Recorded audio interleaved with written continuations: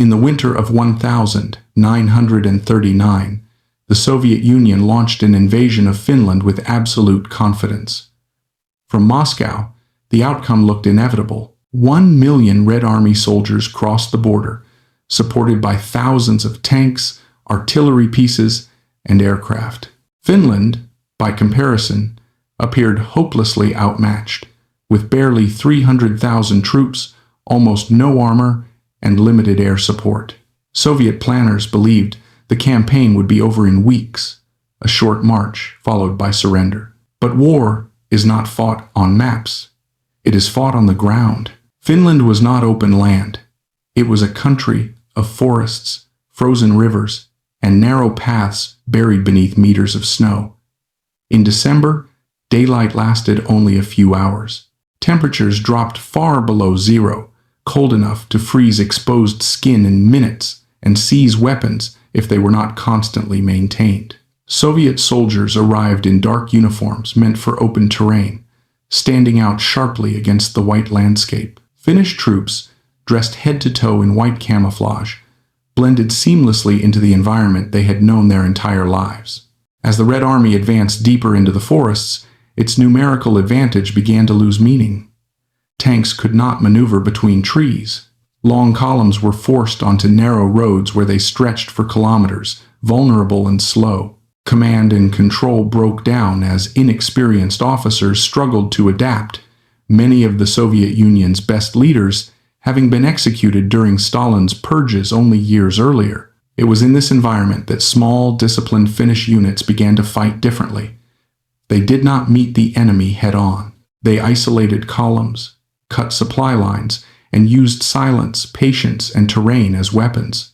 The forest became a battlefield that punished noise and rewarded stillness. Somewhere along the Karelian front, in this frozen maze of trees and snow, a single Finnish soldier took his position. He carried no special equipment. His rifle had no scope, no modern enhancements, and no features the Red Army considered dangerous.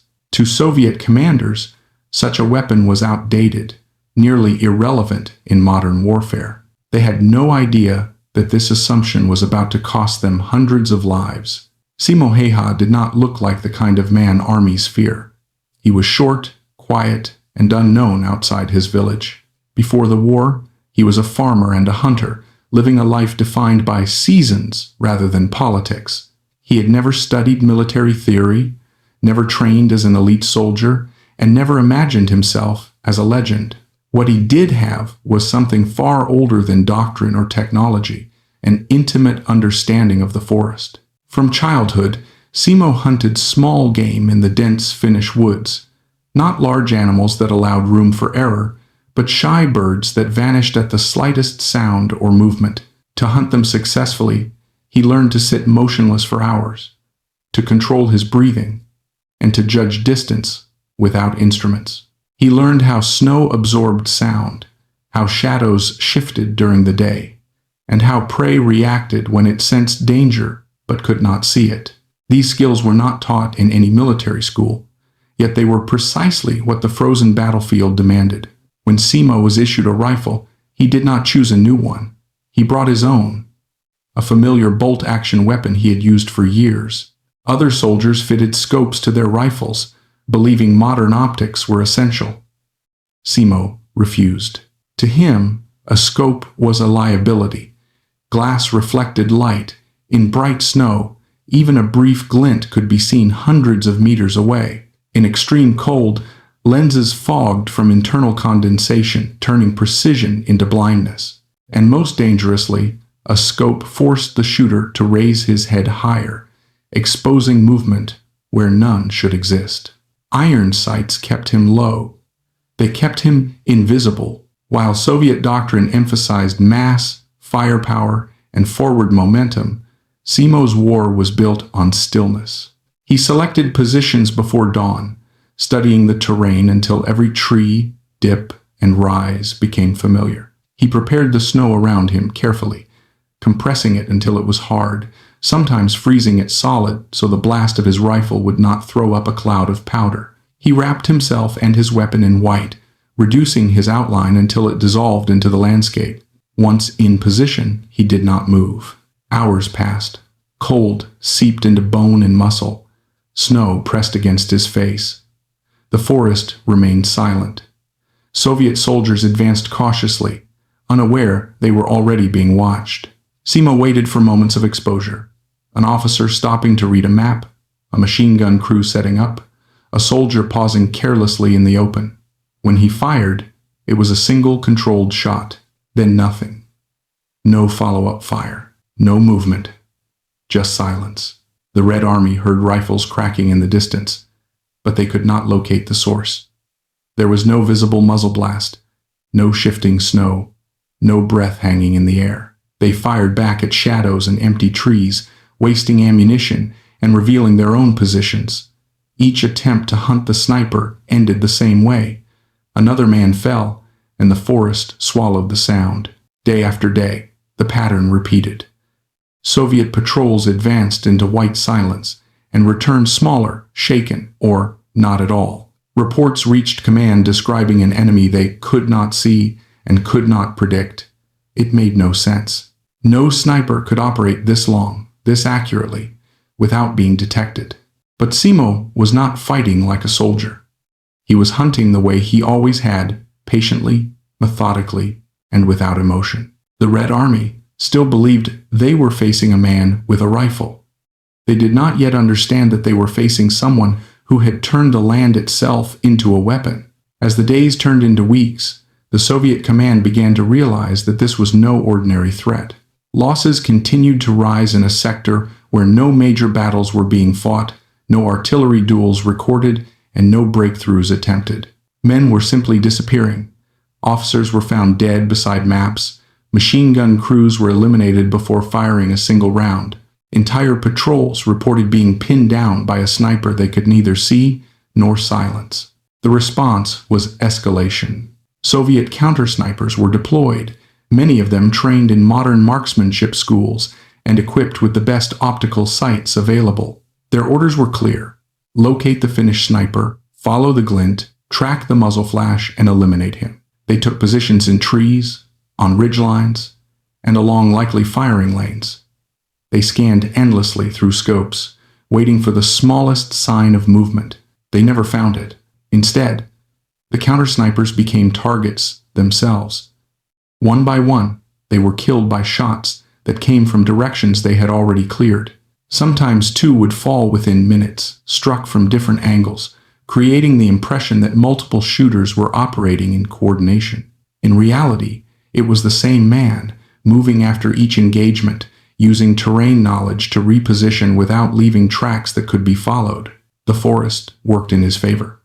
Sound behaved unpredictably among trees and snowbanks, echoing and bending until distance and direction became impossible to judge. Visibility was measured not in hundreds of meters, but in moments, a brief opening between trunks, a flash of gray against white.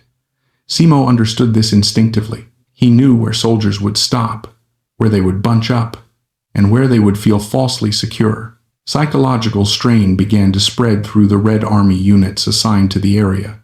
Soldiers slowed their advances, scanning every tree, every shadow. Movements became hesitant. Men refused to raise their heads above snowbanks. Officers had to threaten punishment to force patrols forward. The idea of an unseen sniper waiting patiently in silence began to dominate their thoughts more than the cold or hunger. Rumors circulated among the ranks. Some claimed the Finns were using dozens of hidden shooters. Others insisted the sniper was not human at all, but something that belonged to the forest itself. The nickname spread quickly. The White Death. It was spoken quietly, almost superstitiously, as if saying it too loudly might draw attention. Attempts to triangulate the shooter's position failed repeatedly. Artillery was brought in to blanket suspected areas, shelling stretches of forest into broken timber and churned snow. When the bombardments ended, Soviet units advanced cautiously, believing no one could survive such fire. Minutes later, shots rang out again. Another man fell. The silence returned. What made the situation unbearable was not just the casualties, but the uncertainty. There was no clear enemy line, no visible threat to engage. Soldiers could not fight back against what they could not see. Each step forward felt like an invitation to death. Morale collapsed in slow, quiet ways, shaking hands, whispered prayers, eyes darting at every sound. Simo continued his routine without deviation. He did not chase kills or fire recklessly. He waited, he observed. He chose targets that mattered, removing leaders, gunners, and scouts whose absence multiplied confusion. Each shot deepened the sense that the forest was watching, judging, and punishing every mistake. By the time Soviet commanders acknowledged the scale of the problem, it was no longer about eliminating a single sniper. The damage had already been done. Entire units were stalled, pinned psychologically by a man they had never seen, armed with a rifle they had once dismissed as obsolete. The Red Army had come to Finland expecting a short campaign, decided by numbers and machines. Instead, in the frozen silence of the forest, they were learning that fear could spread faster than any army, and that one patient hunter could break the will of thousands. By early February, Soviet High Command could no longer ignore what was happening in the forests along the Karelian front. Reports from the field had shifted in tone. What began as complaints about sniper harassment had turned into descriptions of paralysis. Units were advancing only a few hundred meters a day. Some refused to move at all. The problem was no longer tactical, it was psychological. Orders were issued to end it by any means necessary. If the sniper could not be found, the land itself would be destroyed. Artillery units were repositioned, and grid coordinates were marked across entire sections of forest. The plan was simple and brutal: saturate the area with shells until nothing living could remain. Trees would be shattered, snow churned into mud and ice, and any hidden positions erased through sheer force. Before these bombardments, Soviet units made one last attempt to flush the sniper out. Large patrols advanced deliberately, firing into likely hiding spots, cutting branches, and detonating grenades to provoke a response. The forest answered only with silence. Men grew jumpy, fingers tightened on triggers. Every sound felt amplified, every pause unbearable. Then the shots returned. Men fell in quick succession, struck with the same precision as before. The firing never lingered. It appeared from one direction, vanished, then reappeared from another. The illusion of a lone sniper was replaced by the belief that they were surrounded. Panic spread unevenly but persistently, eroding discipline. Soldiers fired wildly into the trees, wasting ammunition and revealing positions that only made them easier targets. Simoheha remained methodical.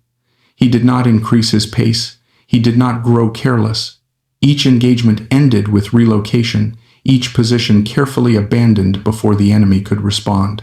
He understood that survival depended not on aggression, but on restraint. The forest offered endless places to hide, but only if one respected its rhythms. On March 6, 1940, the 99th day of his campaign, the war finally reached him. Amid the confusion of an advancing Soviet unit, a soldier fired blindly in panic, using explosive ammunition. The bullet struck Simo in the face and detonated on impact. The force shattered his jaw and tore away flesh and bone. He collapsed instantly into the snow. When Finnish soldiers reached the area, they found devastation. Simo was barely recognizable. His injuries appeared fatal. In the chaos of battle and the bitter cold, his body was placed among the dead. Word spread quickly. The White Death was gone. Relief swept through Soviet ranks. The ghost had finally been killed. But the cold that had tormented so many men now worked in Simo's favor. His body temperature dropped rapidly, slowing his metabolism and preserving what little life remained. He did not bleed out. He did not die. He lay unconscious, frozen, indistinguishable from the fallen around him as the fighting continued and then gradually faded. Days passed. The forest grew quiet again, not from fear this time, but from exhaustion. On March 13th, 1940, the Winter War ended. A ceasefire was declared. Guns fell silent. On that same day, as the battlefield settled into uneasy calm, Simoheha opened his eyes. He had survived. The man the Red Army believed it had erased was still alive, pulled back from death by the very cold and silence he had mastered. The war that had turned him into a legend was over, but its lessons had already been written in blood across the snow. Simoheha did not return from the war as a hero in the way legends are usually told. He returned broken, scarred, and silent. Surgeons worked on his shattered face again and again, rebuilding bone where explosive metal had destroyed it. Each operation was slow and painful. Recovery took years. The war had ended, but its cost remained written permanently into his body. When he was finally strong enough, Simo went home. There were no victory parades waiting for him, no speeches, no desire on his part to relive what he had done. He returned to the same forests, the same fields, and the same routines he had known before the war. He hunted again, farmed again, and later bred dogs. To those around him, he was a quiet man who preferred animals to crowds and silence to stories. He did not seek recognition, and he did not glorify what had happened. Finland had survived. The Winter War ended with territorial losses, but independence intact. For the Soviet Union, the cost was catastrophic. Hundreds of thousands of casualties revealed weaknesses that the world had not expected. Observers in Germany studied the conflict closely. Adolf Hitler concluded that the Red Army was fragile, a judgment that would later influence his decision to invade the Soviet Union. The lessons of Finland echoed far beyond its borders. Yet the most important lesson did not belong to generals or politicians. Simoheha had proven that modern war was not decided solely by machines, numbers, or technology. The Red Army had tanks, aircraft, artillery, and scopes. He had a simple rifle, iron sights, and patience. He did not win because he had better equipment. He won because he understood where he was fighting. He knew the snow, the trees, the cold, and the silence. He adapted while others relied on doctrine. When asked years later about his extraordinary record, Simo gave no dramatic explanation. He did not speak of hatred, ideology, or revenge.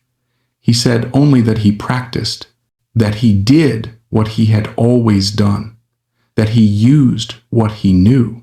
In his own writings, he referred to his kills not as victories, but as sins. It was not a statement of guilt or pride, but of realism. War, to him, was not glory. It was necessity, something imposed, endured, and survived. Simoheha lived for decades after the snow melted and the guns fell silent. He lived longer in peace than he ever did in combat. When he died in 2002 at the age of 96, the world remembered him as the deadliest sniper in history. But that title misses the point. He was not dangerous because he was deadly. He was deadly because he was patient, because he adapted, because he understood the ground beneath his feet. The Red Army dismissed his rifle as useless in modern war. History proved the opposite. In the end, it was not technology that controlled the battlefield. It was the man who understood the land and waited. War is often explained through numbers.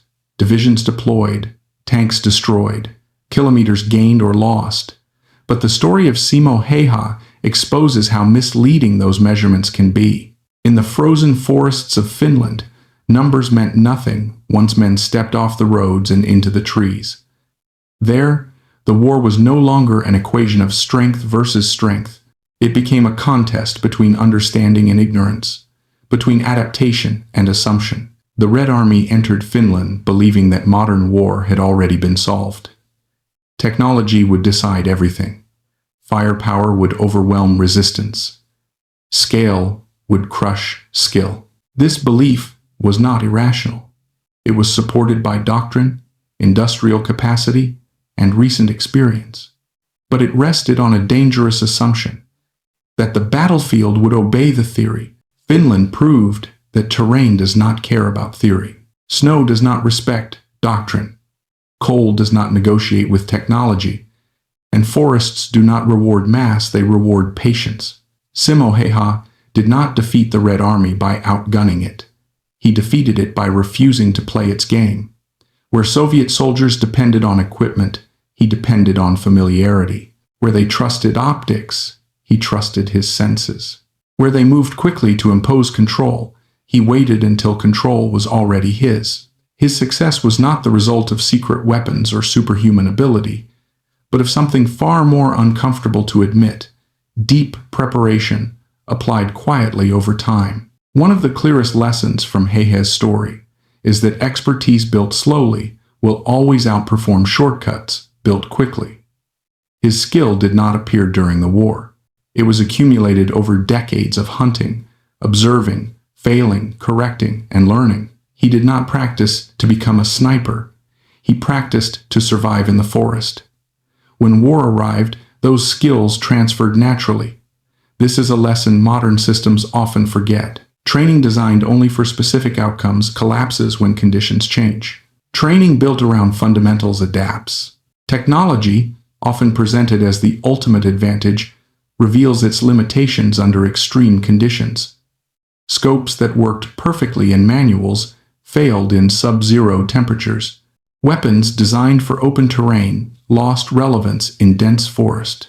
Communication systems broke down when visibility shrank to meters.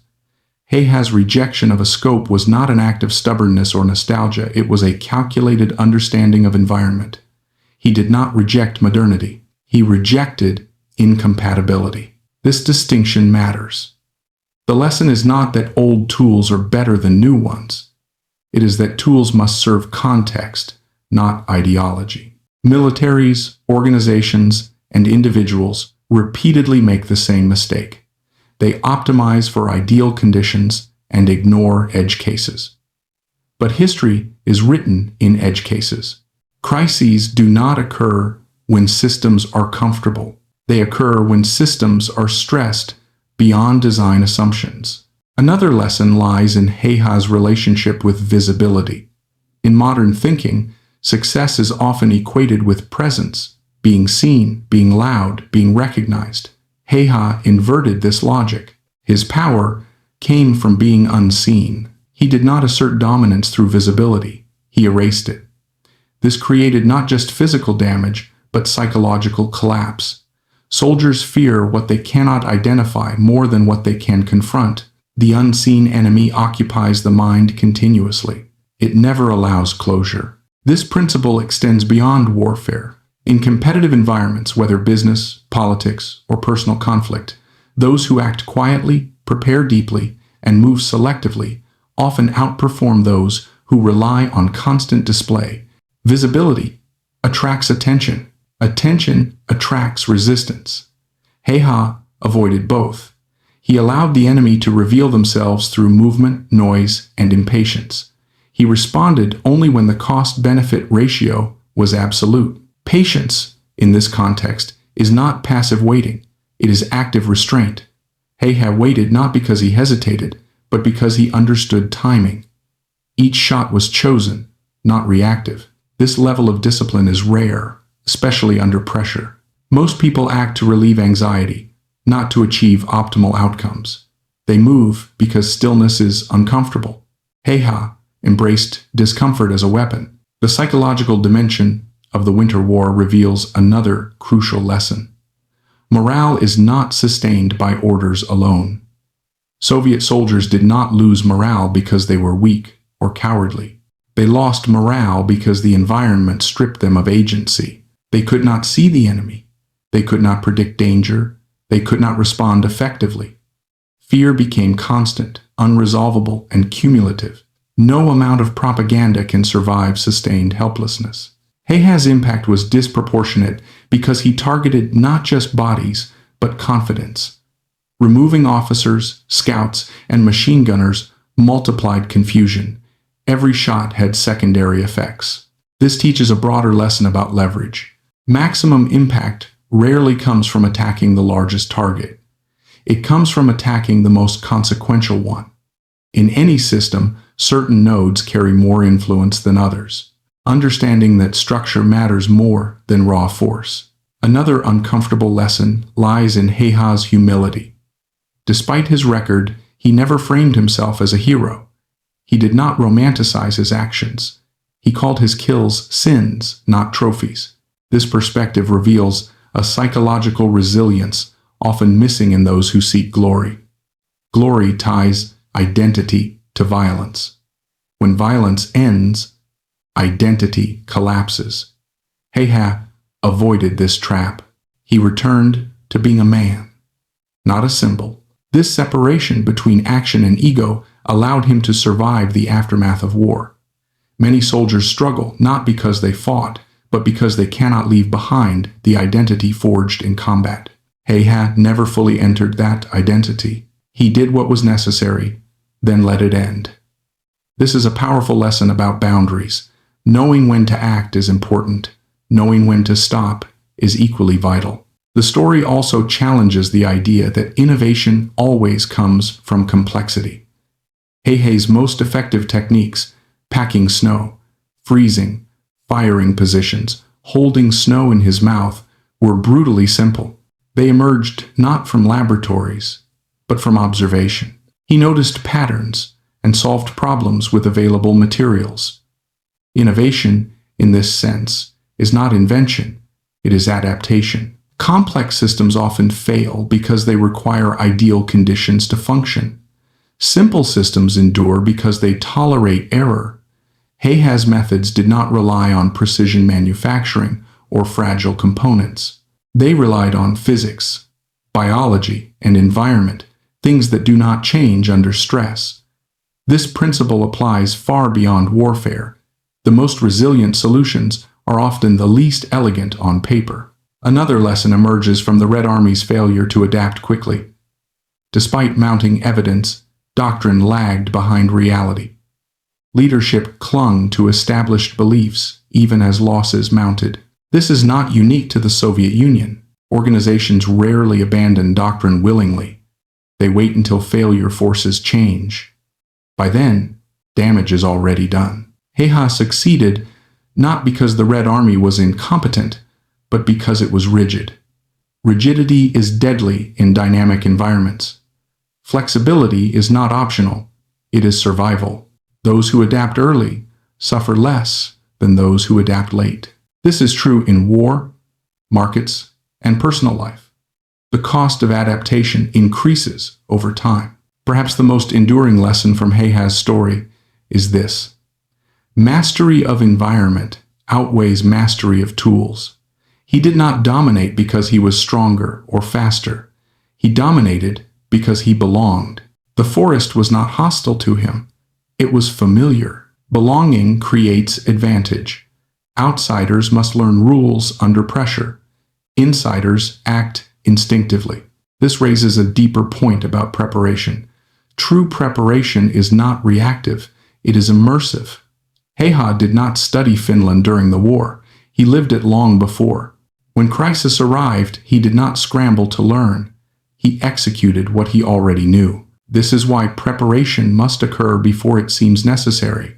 Skills built during calm moments determine outcomes during chaos. Finally, Heihe's life after war reminds us that survival is not the same as victory. He lived, but he carried scars. He found peace not through recognition, but through withdrawal. He returned to animals, forests, and routines, things that asked nothing from him. In doing so, he demonstrated another form of strength, the ability to step away from violence without needing validation. The Red Army dismissed his rifle as useless because it did not fit their image of modern war. History proved that image incomplete. War, like life, does not reward assumptions. It rewards understanding. It rewards patience. And it rewards those who listen more than they speak. In the frozen forests of Finland, a quiet farmer proved that the most dangerous weapon is not firepower, but familiarity. Not aggression, but restraint. Not technology, but adaptation. And that lesson, unlike the war itself, has never gone out of date. War is usually explained with diagrams, arrows on maps, tables of production, ratios of men, tanks, aircraft, and artillery.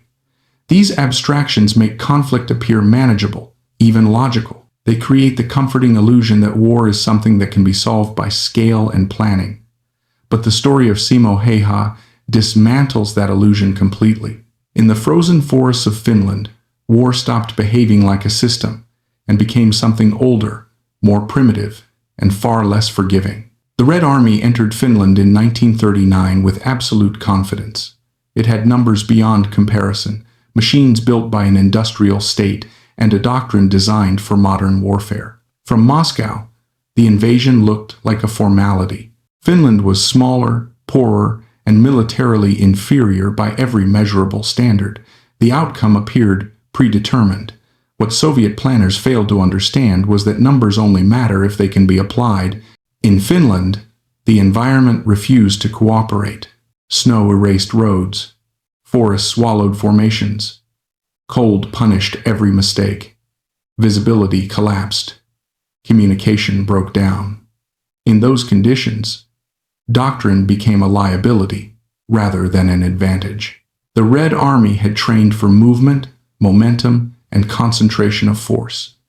Finland offered stillness, isolation, and fragmentation. What looked like overwhelming power on paper dissolved into confusion on the ground. Simo Häyhä did not defeat the Red Army by challenging its strength. He defeated it by exposing its assumptions. He never tried to match firepower with firepower or speed with speed. He understood that doing so would guarantee his own destruction. Instead, he fought a different war, one shaped by patience, concealment, and familiarity with the land. He turned the battlefield into something the Red Army could not control or even fully perceive. One of the first lessons from Häyhä's story is that mastery is rarely sudden. His effectiveness did not emerge when the war began. It was the product of decades of quiet preparation. Hunting birds in Finnish forests taught him skills no military academy could replicate: distance estimation without instruments, breath control under pressure, absolute stillness for hours at a time, an intuitive understanding of how living beings move when they feel threatened. None of this was glamorous. None of it was designed for war. Yet when war arrived, these skills proved decisive. Modern systems often emphasize rapid training, specialization, and efficiency. Häyhä's life suggests a different truth. Deep, generalized mastery built over time adapts better than narrow expertise built quickly. His skills were transferable because they were fundamental. They were not tied to a specific weapon or tactic. They were tied to perception, discipline, and environment. When conditions changed, his competence remained. Another lesson lies in his rejection of technology that did not serve the context. Häyhä was not anti-modern. He simply understood that tools are only as useful as their compatibility with conditions. Scopes reflected light in snow. They fogged in extreme cold. They required a higher shooting profile. In theory, they offered precision. In practice, they increased risk. Iron sights, though primitive by contemporary standards, worked reliably in the cold and allowed him to remain invisible. This challenges a common belief that newer technology always equals progress. History repeatedly shows that technological advantage is conditional. It depends on environment, logistics, maintenance, and user behavior. When any of these factors break down, sophistication becomes fragility.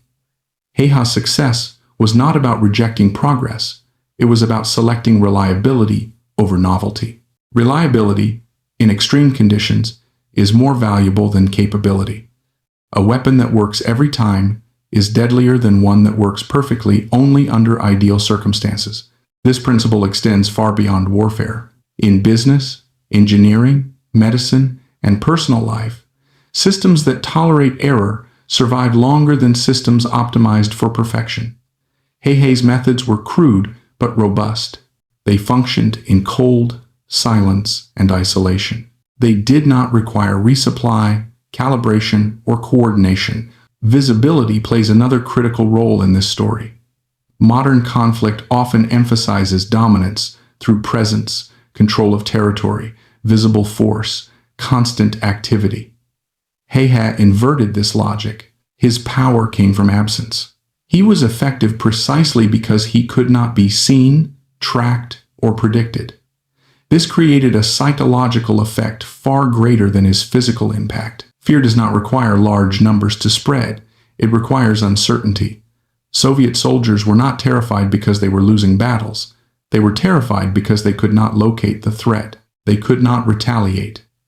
They could not restore control. The forest became a place of constant anticipation, where every pause felt dangerous. This kind of fear erodes morale, silently and irreversibly. The lesson here is that influence often operates invisibly. The most disruptive forces are not always the loudest or most obvious. They are the ones that destabilize expectations. He did not overwhelm the Red Army. He confused it. He forced it to react rather than act. Once reaction replaces intention, control is lost. Patience is often misunderstood as passivity. He's patience was active. It was disciplined restraint. He did not fire when targets appeared. He fired when targets mattered. He waited not because he hesitated, but because he understood timing. This level of self-control is rare, especially under stress. Most people act to relieve discomfort, not to maximize outcome. He had tolerated discomfort as part of the process. Stillness, in his case, was a weapon. Remaining motionless for hours in sub-zero temperatures required not just physical endurance, but mental dominance over impulse. Every instinct tells a human being to move, to adjust, to seek relief. He overrode those instincts. This ability to resist immediate urges in favor of long-term advantage is a defining trait of exceptional performers in any field. The psychological collapse of Soviet units reveals another lesson. Morale is fragile when agency is removed. Soviet soldiers were not lacking courage. They were deprived of meaningful action. They could not fight back effectively. They could not understand the threat. They could not adapt fast enough. Over time, fear replaced initiative. Orders became threats rather than guidance. Discipline turned coercive. Leadership cannot function when followers feel powerless. No ideology, no rhetoric, no punishment can compensate for sustained helplessness. He's impact extended far beyond his kill count. He undermined the Red Army's belief that it controlled the battlefield. Once that belief collapsed, numbers no longer mattered. Target selection also played a critical role in his effectiveness. He did not fire indiscriminately. He removed officers, machine gunners, scouts, individuals whose absence multiplied confusion. This demonstrates the principle of leverage. Maximum impact comes from understanding systems, not from brute force. Every organization has nodes that carry disproportionate influence. Identifying and neutralizing those nodes produces cascading effects. In broader terms, this is a lesson about efficiency. Effort applied without understanding wastes resources. Effort applied with precision changes outcomes. He did not need to kill everyone. He needed to kill the right people at the right time. This approach is applicable far beyond war. In any complex system, strategic focus outperforms sheer effort. Another striking aspect of He's story is his relationship with identity. Despite his achievements, he never embraced the role of hero. He did not cultivate a legend or seek recognition. He referred to his kills as sins, not victories. This language reveals a profound psychological separation between action and ego. Many individuals are destroyed not by what they do, but by how tightly they bind their identity to their actions. He avoided this trap. He did not define himself by violence. When the war ended, he returned to being a farmer and hunter. This allowed him to reintegrate into civilian life in a way many veterans cannot. Glorification of violence often leaves individuals trapped in the past. He's refusal to glorify his actions preserved his future. He accepted responsibility without celebration. This balanced acknowledgement without pride suggests emotional maturity that modern narratives often ignore. The simplicity of his techniques offers another important lesson. Packing snow to prevent muzzle flash, freezing firing positions, holding snow in his mouth to conceal breath. These were not complex innovations. They were observations translated into solutions. He did not invent new tools. He adapted existing conditions. Innovation is often framed as invention. In reality, adaptation is more common and more effective. Most breakthroughs come not from creating something entirely new, but from using what already exists differently. He's environment provided everything he needed. He simply paid attention. Complex systems often fail under stress because they require too many conditions to remain true. Simple systems endure because they accept imperfection. He's methods were forgiving. They allowed error. They functioned despite cold, fatigue, and isolation. This is why they survived. The Red Army's failure to adapt quickly highlights the danger of rigidity. Doctrine persisted despite mounting evidence that conditions demanded change. Leadership hesitated. Assumptions remained intact until failure became undeniable. By then, damage was irreversible. Adaptation is uncomfortable because it requires admitting error. Institutions resist this instinctively. He exploited that resistance. He forced the Red Army into a reality it was slow to accept. Those who adapt first suffer less than those who adapt late. This is a timeless principle. Perhaps the most fundamental lesson of all is that environment matters more than equipment. He belonged to the forest. He did not need to learn it under pressure. It was already part of him. Outsiders must think consciously. Insiders act instinctively. That difference is decisive. Preparation, in this sense, is not rehearsal. It is immersion. He did not prepare for war. He prepared for life in the forest. When war arrived, he did not need to change. This suggests that the most valuable preparation often appears irrelevant until crisis reveals its worth. Finally, He's long life after the war reminds us that survival is not synonymous with victory. He lived, but he carried scars. He found peace, not through recognition, but through withdrawal. He chose silence over story, animals over crowds, routine over remembrance. The Red Army dismissed his rifle as useless because it did not fit their vision of modern war. History proved that vision incomplete.